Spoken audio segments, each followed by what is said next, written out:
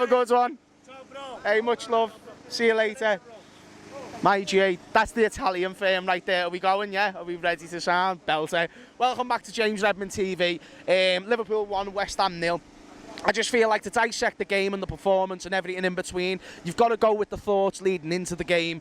The main aspect going into it was, listen, we need to build consistency. We've been so inconsistent when it comes to all-round performance, individuals as well. And then today, I thought in the first half especially, it was better. It weren't as good as City, but it didn't have to be, and it was just what it needed to be. Defensively, I thought we were very compact. I liked the way that we were rotating between the 3 at the back and then the 4 at the back, where it went back to a 4-4-2. And I think that constant changing throughout the game. So at one moment, Carvalho was out on the left. Jurgen Klopp had a little words with him. Me and Ruby noticed it. And once he had the words with him, Carvalho then pushes into the number 10. Firmino goes a little bit more out wide on the left. And then you've got a whole different shape. Then going into the second half, so the first half's all well and good. Alisson save, Darwin Nunez goal, Darwin Nunez multiple chances, and arguably you could have probably suggested that he could have scored more. And that's the only thing I've got to critique with Darwin Nunez today and against City, is that his end product just weren't where it needed to be. And that's the only thing I question on Darwin Nunez. But in terms of performance and maximising his abilities, I think the team's done it brilliantly. They got him on the end of loads of chances.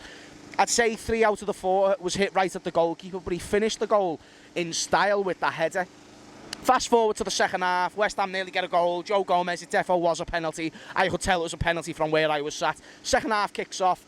The tide doesn't change straight away, but then about 10 minutes in, you just notice a change in tempo from the Liverpool team. Curtis Jones gets subbed on, a few other changes as well. We made 3 substitutions at once. Thiago came off, a few other players. The dynamic, the fluidity, everything about the game just changed. Let me know what you think in the comments down below. But I just saw less intensity, less control, less efficiency, and not as many chances created, and also more gaps in behind the defence. I think Fabinho, out of everyone who's performed better over the last 2 to 3 games, including the Arsenal game, because you can say it in a half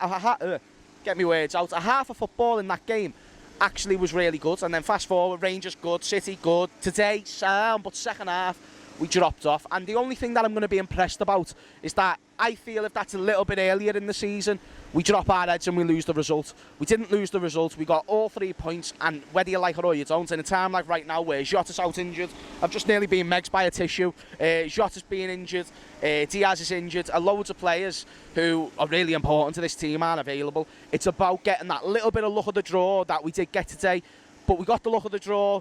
Can we get it again? We can't rely on it again, but now we can actually build on this basis, go forward, and hopefully just get loads and loads of points on the board. So either that results in us finishing top 4 or getting a league title race in there up until May, which, as unlikely as it is, if these players play to the way they did in the first half, then brilliant. The only question that remains to be seen is consistency.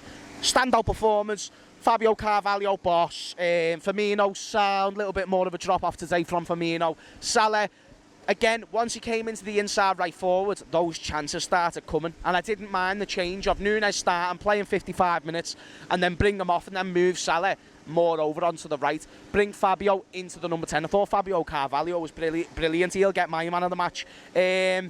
Trent, again, he's a decent defender, but he doesn't help himself when it comes to all these terrible defensive shouts when he's just constantly out of position, or he's just not pressing the way that he should be in certain moments. But actually, I think the man of the match has got to go to Alisson. He made that one save in the second half. That was brilliant. The penalty save as well.